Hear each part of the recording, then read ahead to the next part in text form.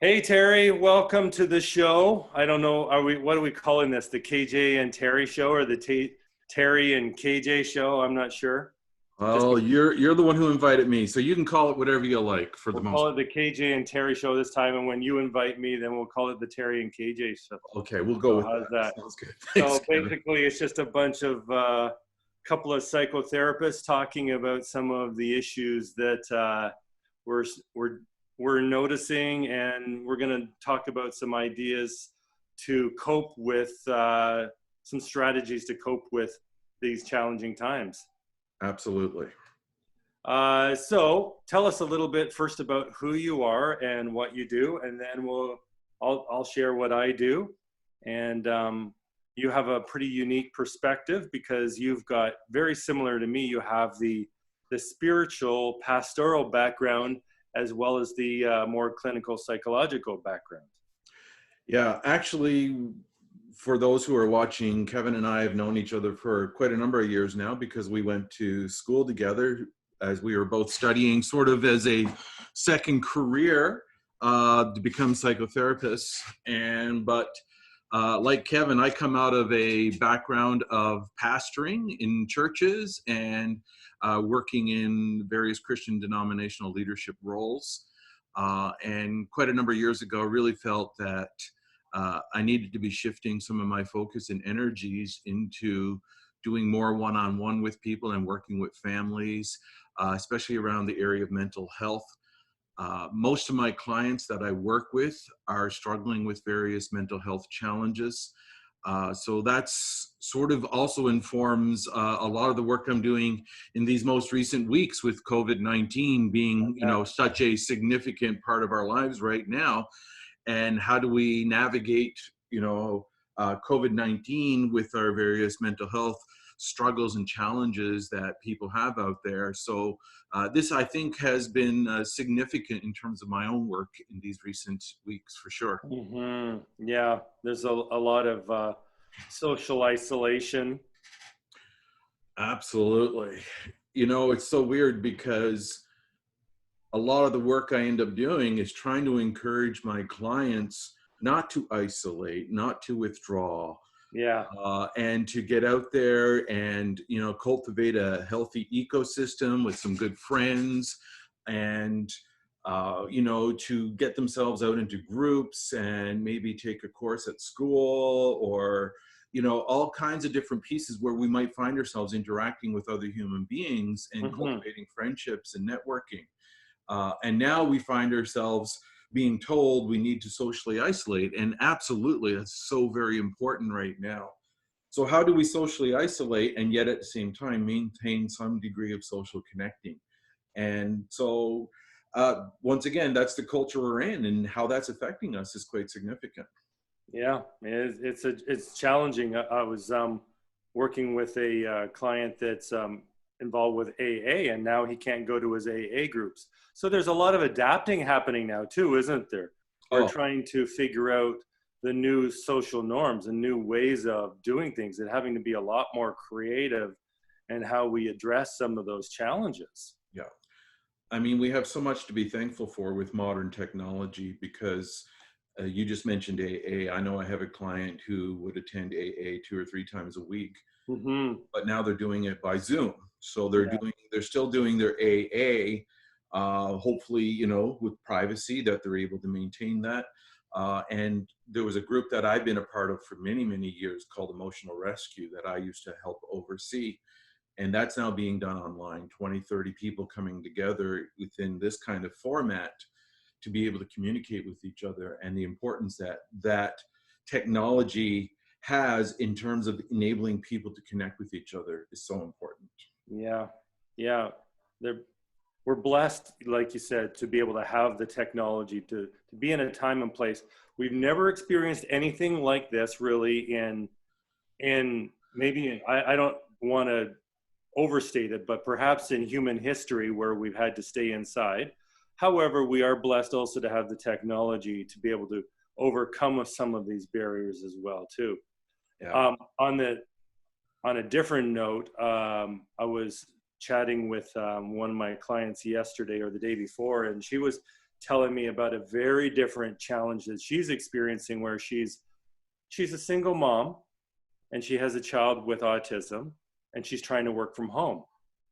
And my heart just went out to this poor woman, you know, and the challenges that she has. Like, how do you maintain your job when you have your kids and with some of their challenges going on, and you don't get any time for yourself? So quite the opposite, you know, she's got almost like too many people, yes, and too much demand on her, and she can't get the social isolation that she probably could use once in a while for her restoration. Yes.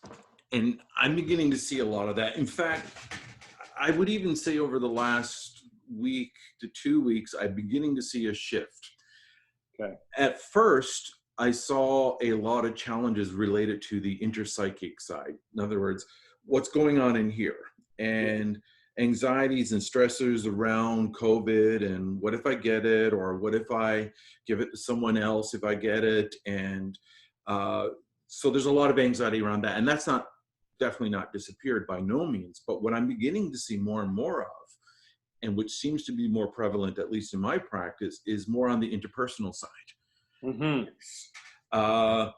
Not just the anxieties around COVID and how it gets poured out around us, and how, you know, we affect the world around us, and how other people are affecting us in terms of their anxieties, but just how we relate to each other, being in close confine, as you're talking about, you know, parents with children, and, you know, teenagers wanting, you know, to bring their boyfriends or girlfriends over and sneaking out and things, and the tensions that arise in the family. We are seeing that more and more right now. And a lot of people are coming into not so much my physical space here, but I've had to also adapt, as we're doing most of our therapy by video now. Yeah. Yeah. And help them through that. And and really help ourselves through that at the same time too. Absolutely. What would you say is the number one piece of wisdom or advice that you try to dispense in light of that? You know, I think I started to allude to it earlier, that this is a very unusual time. And there's really no template for how we should be operating, because the old rules don't apply. Yes. So putting the pressure on ourselves to, I should be like this, or I should be like that, or it just doesn't necessarily apply in our situation. So I think being generous, emotionally generous to ourselves, and acknowledging that it's a different time and the old rules don't apply, and we're all trying to figure it out just moment by moment. Absolutely. And I use slightly different language sometimes, but the same principal idea. Able to have some self-compassion, be kind to ourselves, not have to use such strong, stark black and white language and beating ourselves up all the time. Yeah. It's so easy to tell ourselves, you know, say, let's say as a parent, you know, my kids are being unruly, therefore I am a failure. Right. That is so not true. You are so normal out there right now with some of the challenges that you're probably facing as a parent, or even as a teenager, you know, saying to yourself that, you know, if I don't get out of here, I'm going to go completely crazy, and I'm feeling judged by so many people. I'm being told what to do. And and we feel smaller sometimes in these spaces. And so, you know, it's important for us to have a different way of framing some of this. Yeah. And that, I think that segues nicely into the conversation that we were having even last week, when we were talking about mindset and how to have a healthy mindset in the midst of this new challenge. And we had talked about, well, what might be the most helpful information to be able to give to people out there virtually if we decided to record this. What kind of mindset do we need to have moving forward with these new experiences? What are your thoughts on that, Terry?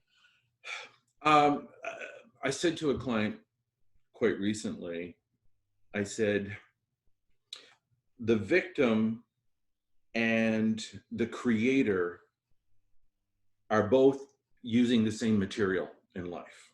Okay. And largely, it's a choice that we make.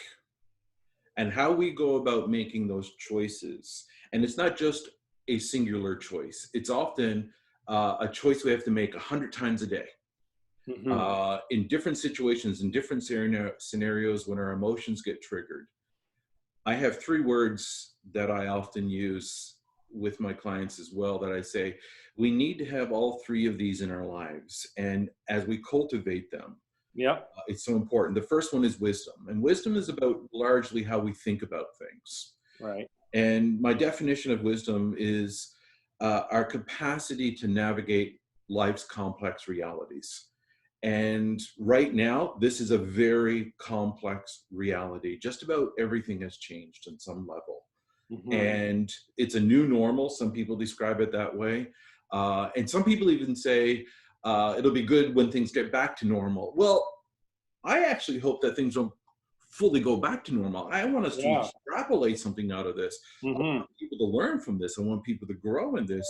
This actually becomes an incredible opportunity, as difficult as it is and how painful as it is for some people, but for us to mindfully sit with it and not try to run away from it, or not just simply to just wish it all away. Brush it away.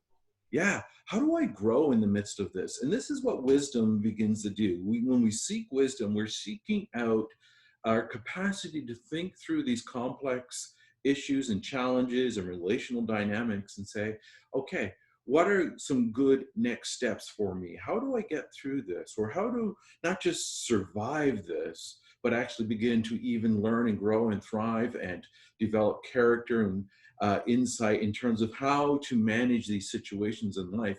And as we take away those lessons, it's so going to help us in the future. And it's going to help us hugely also in the context of our families and our everyday connections, and in the regular world when we get out there in business and school and wherever we may find ourselves. So wisdom is the first one. The second one, so with wisdom is how we think about things. I think compassion, and you've already alluded to that. We've already talked about that. Generosity. Compassion is how we feel to a certain degree, and our wisdom, our thinking should inform our feeling, right? If we can think better, and this is classic cognitive behavioral therapy, CBT, right. But if we can think more healthily, then in all likelihood, we're going to start to feel more likely. And with compassion, it goes in 2 directions. First of all, we have to have compassion for ourselves. Yes. Quite often, we're trying to have compassion for others. It's easier too, isn't it? Oftentimes, it's a lot easier to be compassionate to other people in their circumstances, unless you're a narcissist, you know. Yes. But it's a lot harder to be compassionate for ourselves, generous to ourselves. You got it. And to be honest, the healthy person learns how to be compassionate with themselves. Yeah. So that then, as they are compassionate for others, it's not just about, please like me, please want to have me as a part of your life, please invite me to join you, where their identity is rooted in what they think other people think about them. Yeah. And now they have self-compassion, and they grow in their sense of self-worth and their self-esteem. And now they get to have compassion for others out of a much more healthy, authentic space, where it's not about, I need you to like me. It's about me liking myself and being comfortable in my own skin.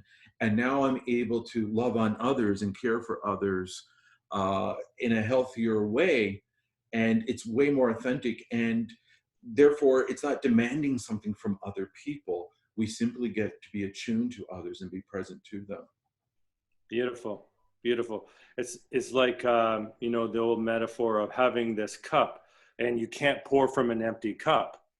So when you can have compassion for yourself, then you can naturally, now that you've got a full cup, you're able to pour out, and you're pouring out not with strings attached, not for the purpose of manipulation or wanting people to be compassionate for you in response, but it's just naturally you give, and then naturally you do receive. Absolutely. Yeah. So you've got wisdom and compassion. What's that third one? the third. Well, if wisdom is how we think about things, Yes. and if compassion is how we begin to feel about things, how we think and how we feel now, when coupled together in a really healthy way, Yes. propels us to action. It's the things Right. that we do.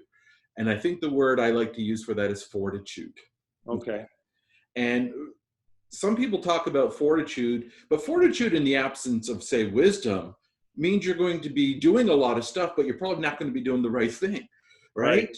Or fortitude without compassion means you're going to be producing a lot of product, but you're going to be hurting a lot of people in the process. Acting very selfishly. Yes.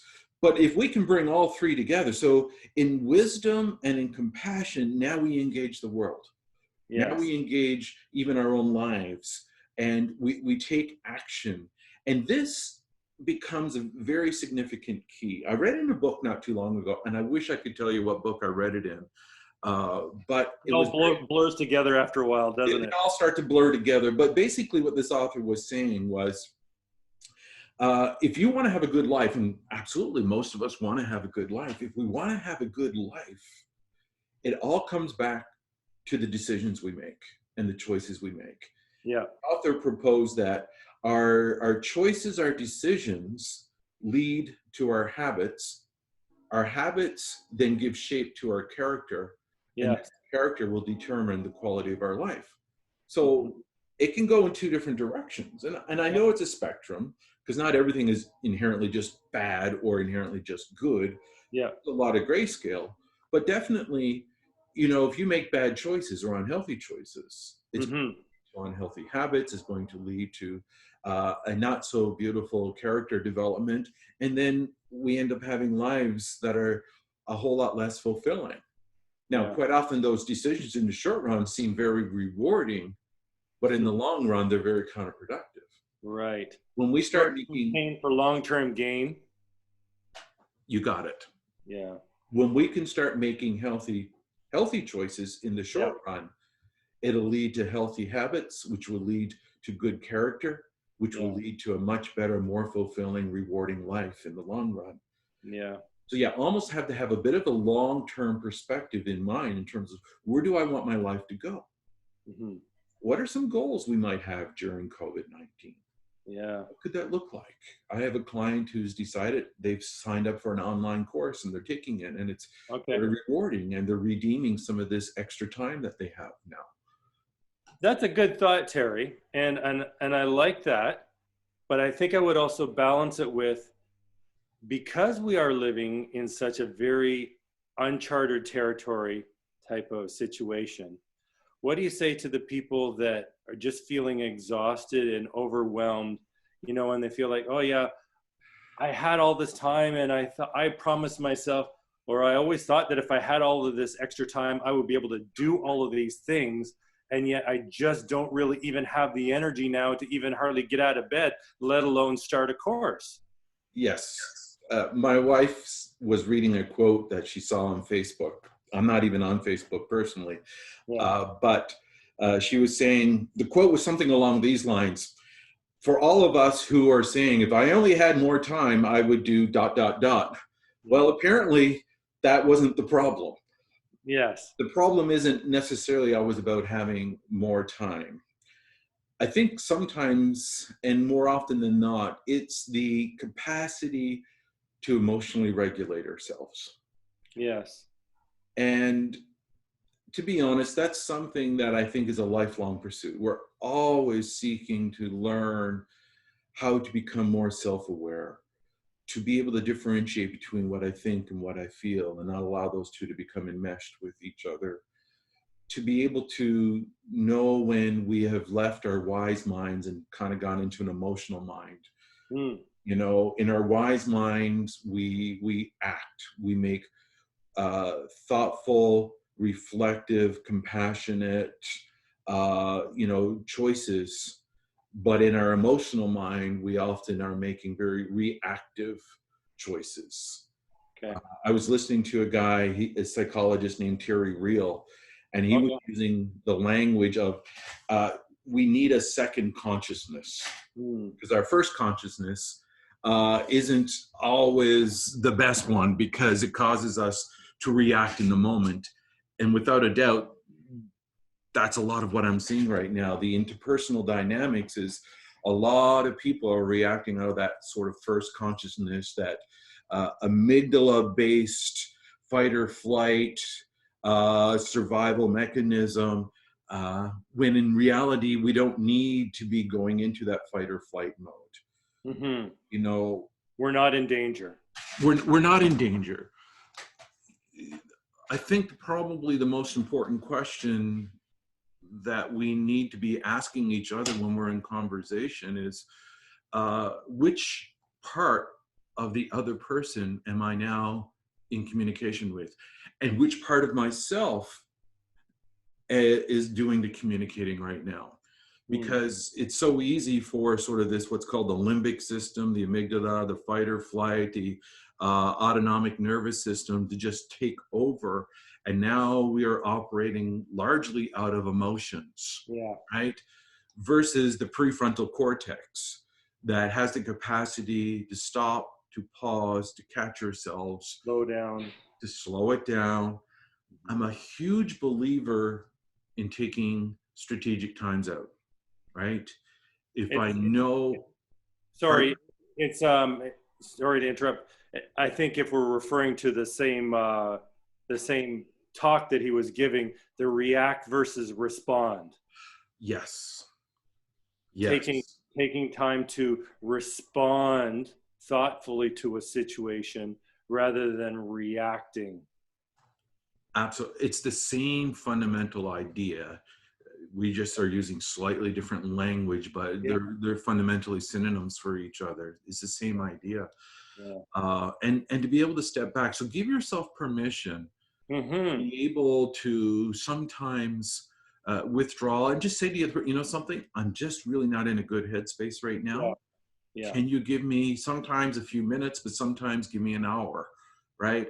And if it's a really significant thing, it might be, you know, give me a few hours to be able to think about this, and that way we can come back and talk about it. I work a lot in a therapy called dialectical behavioral therapy, and it's sort of a branch to CBT.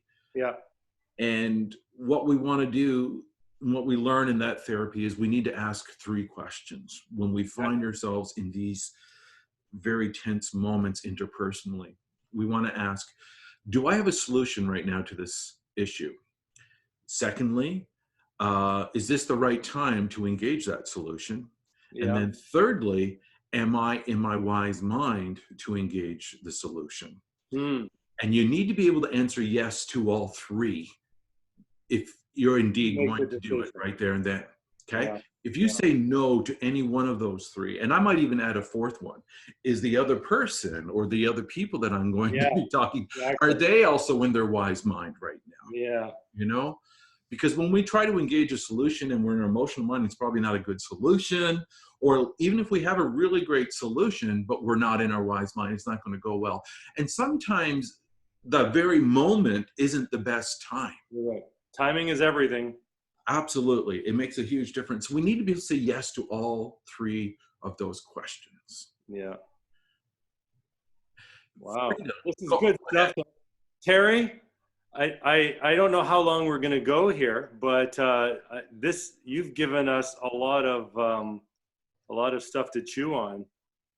Man, it's great. I feel like we could talk forever on it, but I know that we did want to keep this to the 10-minute range. I think we're probably into the 15-20-minute range. Yeah, I've been known to talk a lot, so I apologize for that. I love talking to you because you've got so many great ideas and so many good thoughts, and it's really, really helpful stuff. But maybe we should do a part 2 then. We'll do a part 2 a little later, for sure. I know that when you sent me an invite to do this conversation, you said you'd like to end on a quote. Okay. I have a little quote I'd like to share with you. Okay. When I thought about it and I thought about what we might be talking about. The person whose mind and writings I went to was a gentleman by the name of Viktor Frankl. Now, Yeah. Viktor Frankl was a psychiatrist, but he was a child prodigy. He studied under Freud. However, being Jewish, he found himself in Auschwitz for the better part of 4 years as a prisoner.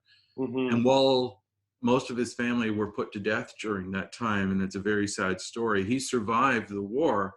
And soon after his release, he wrote a book called Man's Search for Meaning. At the Yeah. heart of it, he talks about how do we face the most difficult of circumstances? He says, we need to find something that gives meaning to our lives in order for us to keep moving forward somehow or another. Amazing book. I encourage people to read it. It has a lot to teach us, especially knowing that the crucible in which a lot of his theories were formed were these experiences of Auschwitz. So he has a lot to teach us, especially in light of what we're going through with COVID, which is, I would say, much smaller in comparison, but yet also relatable on a certain level. On some levels, yes. Here's one of his quotes, and I've taken a lot from this. He says, "Everything can be taken from a man, but one thing, the last of human freedoms, Mm-hmm. to choose one's attitude in any given set of circumstances, to choose one's own way." Mm. Attitude. So no matter what, we get to choose the attitude we take on. Yeah. And that will make a huge difference in the choices we make, in how we cultivate wisdom and fortitude and compassion, how we make ourselves vulnerable to others, how we are able to sit mindfully even with difficult emotions and learn and grow from them to help shape our character and ultimately give us a much better life. So that's the little challenge I would kind of leave. Very appropriate. Well, Very appropriate. it is So indeed appropriate. I had, since we've gone so long, I'm not going to share my quote, that my longer one this time, but as you were talking earlier about wisdom, I thought of a funny one. So I thought maybe we could end on a little bit of humor. Okay. The difference between Humor's important. the difference between knowledge and wisdom. Perhaps you've heard this, but knowledge is understand or knowing that a tomato is a fruit. Wisdom is knowing that a tomato does not go in a fruit salad. Yes. If you sit and really think about that, you can extrapolate some good stuff from that. That's awesome, Kevin. Thank you so much. Oh, thank you so much for doing this, Terry. And, I think I speak for you when we hope that this is insightful and helpful for a lot of people. I hope so as well. And my prayer will be for all of us as we navigate this, to come out of this healthier and stronger. And I think also very important is special prayers as well, and incredible respect for those who are on the front lines in these days, who are doing such incredible work and putting their lives at risk for us. And we want to be grateful for that as well. Yes. And my thoughts and prayers will go out to the parents, specifically today, that are struggling with kids with special needs. And a lot of those resources that they once had to support them have, for the time being, are not present. And so they have to struggle and make do on their own. And I am going to be praying for God to give them guidance and wisdom and resources. And as we as a community can find new ways to support them and help them. Absolutely. Yeah. Thank you, my friend. Thank you. Until next time. Until next time, all the best. God bless.